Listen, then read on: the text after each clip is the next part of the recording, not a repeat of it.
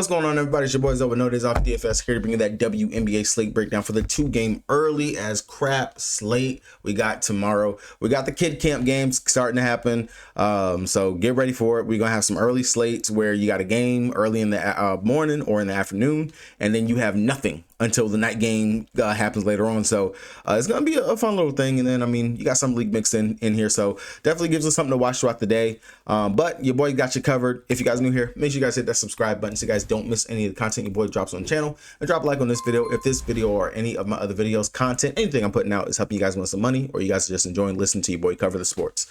As you can see up on the screen, I got the core for tonight. As always, going ahead and posting and doing the breakdowns and stuff. Worked on the breakdown for tomorrow. I just got a couple stats I gotta look up and finish going over before I can actually fully post it. But this will be up tomorrow before the slate truly starts and locks in. So if you guys looking for it, it will be up, I promise you guys. But again, you know, we have some pretty good nuggets in here. The biggest nugget, which I didn't take my own advice, and I really feel bad because I could have had a much better night than what I did. Was able to cash with the core and everything, but I should have pivoted from JJ Quinterly to Sam Whitcomb. I said it, she likely starts in the starting lineup and is going to have the green light to shoot. She is going to be the key to the Phoenix half court scoring.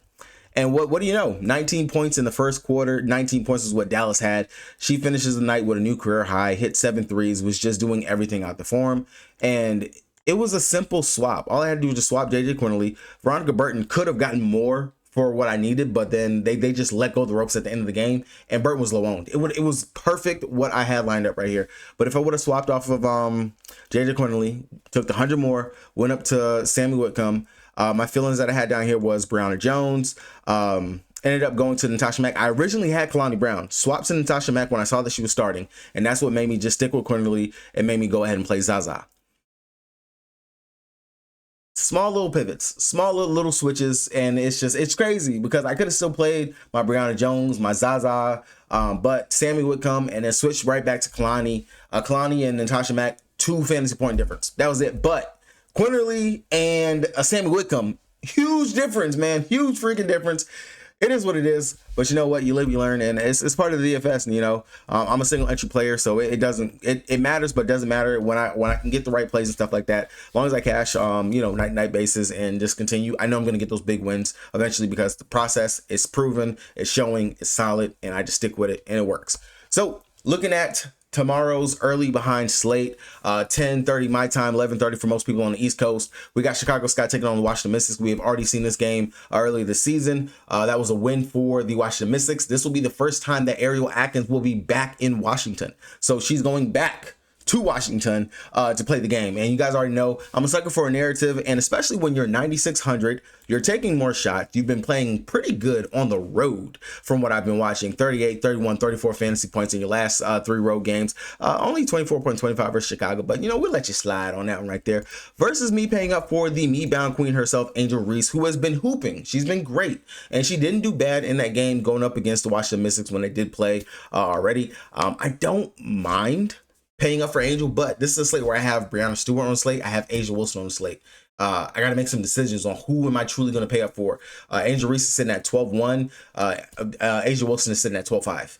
There's some choices and decisions to make, and yeah, it's just some choices and decisions to make on the slate. Definitely you can lean either way in regards to which big you truly want to pay up for, but we'll make it work. I'm pretty sure I'm going to be able to find some value or something like that for you guys to be able to get there. But big thing over here for them is that Cardosa, she's not back yet. She's still coming back from America, so we won't have her. So we should still see Elizabeth Williams and Onion Money in the starting lineup. Both those guys definitely are valid options that we can go to. Elizabeth Williams out there playing with the starters, giving us at least 20 fantasy points in back-to-back games. So definitely don't mind her. She's playing the minutes. She's playing the role. If she can give us just a little bit on her defensive stats, which we know she can go out there and get those blocks and steals, like what she did going up against the Sparks. And this is one of those games where she can do that because Shakira Austin plays in the paint. Kiki plays in the paint. Both of those guys are technically trying to get stuff that's in the restricted zone, in that restricted zone area around the basket. And Elizabeth Williams excels at getting those blocks and stuff like that. So I do like the upside, do like the possibility for Elizabeth Williams to come out of here with a couple of blickies in this game. and could possibly sneak with a sneaky double-double. But at 7,800, definitely will have to take a look there in her direction. Banham, she came off of a crazy game last time out. 6,700, not necessarily high on my radar. If you land there, it's okay, but she is heavily reliant on scoring. I am going to just stick with the narrative streak that this is going to be Atkins, hopefully taking enough shots in this game to get me there. Rebecca Allen, Kia Nurse, Haley Van Lith, none of those guys are really paying attention to. The main keys that we want over here is Angel Reese, Atkins, Elizabeth Williams, Onion Winne, and Rachel Banham will be the last one on the GPP tier when we're looking at it. On the Washington Mystics side of things, Shakira Austin, Brittany Sykes, Citron, and oh, wait a minute, I can talk about it now. The fact that your best player on your team, Brittany Sykes, having a career year in regards to her scoring, her assist, playmaking, all that stuff. I know she missed a couple of games with an injury and whatnot, but still, the rookies made the All-Star team over Sykes? Real Citron, I get it. I understand it. I'm not taking anything away from Kiki, but Kiki ain't really been Kiki since the beginning of the season, yo. And before the votes was like done and ready to close and stuff, Kiki was already kind of hitting that rookie wall where it was like, like, come on, y'all. Y'all can't do Sykes like that, bro. That's crazy. But we've seen this before, and in my DFS players, you guys know this. We've seen the history of Sykes where she's missed the All-Star team, and she knows that she deserved it, and she comes out and she balls out into the All-Star break. 8,500, you're giving me Sykes for 8,500. 100 more than Citron? What are we talking about? What are we debating on this one right here? If I got to play down for a guard today, and there's a couple of them that you legit can look at and get to, Atkins is already one of them that's in that sub under 10K, because, you know, you got Sabrina on the slate. She's 10-7 or something like that. Sykes is 8-5. Sykes is 8. If I'm making multiple lines, and if you just don't got the faith in Sykes, play her in one, bro. But Citron 8,400. Hey, you land there, cool. That's all right. That's fine with me. But Sykes, man, definitely gonna take that. I understand that Citron, she's been pretty consistent throughout the season, typically getting us at least 10 points, getting a couple of rebounds and things like that, playing a good ton of minutes out there, and she plays great. She's amazing. She's good at what she's doing out there. But Sykes, man, 8,500 for Sykes. It's very rare that we see her price down this low, and I understand she's had some pretty dud games, but we do know she can go out there and get us like 30 plus fantasy points. And versus Chicago earlier this season, 48.5 fantasy points. We ain't talking about nothing. Shakira Austin, she actually played really well going up against them, and we do know that opposing bigs, even with Cardoso being there, not there, they can go out there and have a decent day. Versus them last time, 33.25 fantasy points, and we know she got a little back and forth going on with Angel right now, so the pettiness might be there for her. We definitely take that, but I don't mind pivoting down here to Kiki. I know I just talked some shit about her. 27 minutes in that game versus Chicago, only 17 fantasy points. She definitely left a lot of meat on the bone in that matchup, and we know Kiki, she can go out there and have a decent day. The only thing that I got with Kiki right now is that the little rumors that they had coming out in regards to Aaliyah Edwards possibly being traded, putting on the shot block, putting on the trade market. She had 18 minutes in that last game. Granted, it was regards to the Minnesota Lynx, was a little bit of a blowout in that game. That could have contributed to her getting more minutes and run. But when stocks and stuff like that comes out close to a trade deadline and stuff like that, I kind of take it seriously. 4,600 could be a value play of the day that we can get to, because they might be trying to display her, show her off a little bit more. We know she can play great. Go look at her date from Unrivaled. She played amazing out over there, and we know when she's not injured, she's good. She's great. The only thing that she had issues with last season was her foul troubleness, her ticky-tacky with the fouls. So definitely someone that you can look to. Another one that we can look to for value on today is going to be Olsen. Looks like she's actually getting some minutes. 17 minutes in the last game, and that was even with Jay Melbourne being back. I'm not going to say that she's going to continue to go out here and completely light it up, but homie is killing it when it comes down to scoring. She has confidence right now, and if you're going to tell me that she's going to split the minutes with her and Melbourne, I definitely would definitely take a look at her, especially for the fact of like she's actually a decent three-point shooter that they seem to be able to rely on. Going on over to the Las Vegas Fakers, and they are still going to be the Fakers until they truly beat a real team, which they got the chance to do that versus New York Liberty tomorrow. They made a change in the starting lineup finally. My prayers have been answered. Kia Stokes is coming off the bench. Kia Stokes is coming off the bench. Nalissa Smith is in the starting lineup. I kind of figured that might have been happening for the fact of that they traded for her. It made sense. Like, what are we doing? Asia can go down to the 5 where she actually should be, because she is a center. She's not necessarily a power forward, but you've been having her play power forward because she's playing alongside Kia Stokes. But Asia going down to the center spot, nice, 12-5. You got to make a decision. Are you playing up for Angel Reese? Or are you paying up for Asia Wilson? Asia Wilson versus New York earlier this season, I want to say she popped for 61.5 fantasy points, 31 points, 16 rebounds. Can she do it again here? Yeah. I mean, the mid-range, that restricted area, all that has been open for opposing bigs currently right now going up against New York. Because why? Hey, we don't have Jonquel Jones, our anchor in the paint for us right now over there for New York. So A'ja Wilson 12.5. I mean, if you can fit her, you can get her. Go ahead and play her. Like, it just makes sense. This is a good spot. I am no longer in the A. I'm going to fade A'ja Wilson camp. I'm not going to do that to myself. But if I did, Jackie Young, she's out there. She's running point. I understand Chelsea Gray is quote unquote the point guard, but Jackie, she's out there. She is playing a point-ish position. They don't have their logs up here from their matchup going up against the Connecticut Sun, which is really weird. Like, I'm trying to make a point, and I don't even have the right game logs up to be able to show you guys. But Jackie Young, the peripherals were there for her. They had her running the point quite a bit. I see Chelsea Gray. She was able to get her assist going finally. 20 minutes, 8 assists.